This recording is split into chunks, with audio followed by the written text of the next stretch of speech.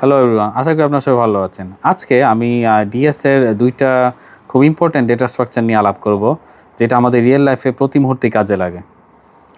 একটা হলো আপনার স্ট্যাক আর অন্যটা হলো কিউ। আর এই ২টা জিনিস আপনি যদি না বুঝেন, আপনি কিন্তু ইন্টারনেটে ব্যাক বাটন থেকে শুরু করে আপনার নোটিফিকেশন সিস্টেম কীভাবে কাজ করে এগুলো কিন্তু আপনি কিচ্ছু বুঝবেন না। সো মনোযোগ দিয়ে আপনাদেরকে এই স্ট্যাক অ্যান্ড কিউ বুঝতে হবে।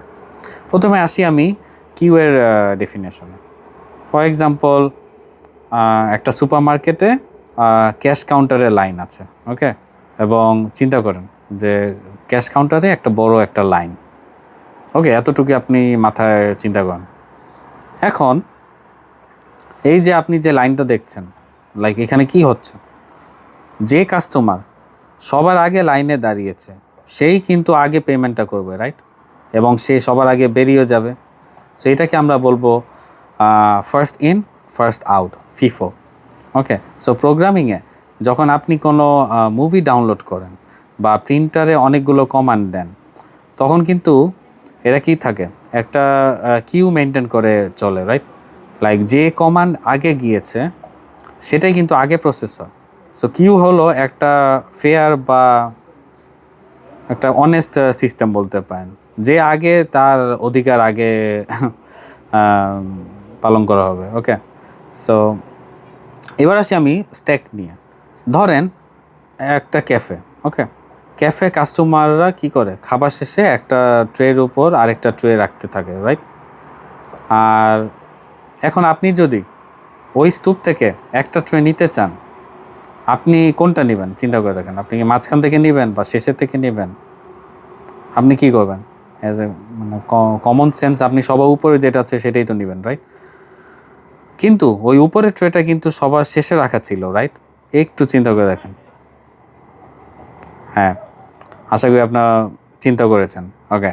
সো এটা কি আমরা বলবো লাস্ট ইন ফার্স্ট আউট বা লিফো। সো আপনার ব্রাউজারের যে ব্যাক বাটন আছে সেটা কিন্তু একটা স্ট্যাক। আর আপনি যে পেজগুলোতে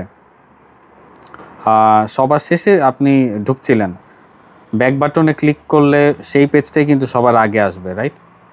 সো এটা একটা ব্যাপার গেল।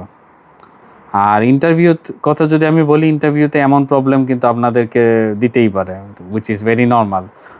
ফর এক্সাম্পল, একটা স্ট্রিং আপনি রিভার্স করে দেন, অথবা যে ব্র্যাকেটগুলো আছে সঠিক ক্রমে আছে কি না এগুলো আপনারা চেক করতে পারেন। এইসব ক্ষেত্রে স্ট্যাক আপনার সেরা বন্ধু।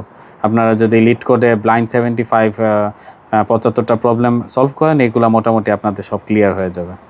সো বাট আগে এগুলো বোঝা লাগবে, কারণ এইসব ফাউন্ডেশন ছাড়া আপনি যখন ওগুলো সলভ করতে যাবেন আপনাদের কিন্তু সমস্যা হবে।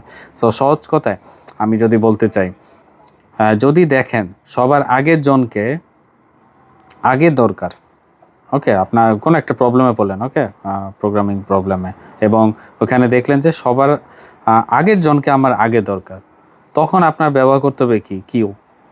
আর যদি দেখেন যে সবার শেষের জনকে আগে দরকার, তাহলে আপনি ব্যবহার করবেন স্ট্যাক। এতটুকুই, জাস্ট সিম্পলি আমি যদি বলি। তো নেক্সট পর্বে আমরা আলাপ করব বাইনারি সার্চ নিয়ে। সো হ্যাঁ, বাইনারি সার্চের আমরা কোনো একটা প্র্যাকটিক্যাল এক্সাম্পল নিয়ে আলাপ করব। So thank you very much for watching. দেখা হবে নেক্সট ভিডিওতে। তারা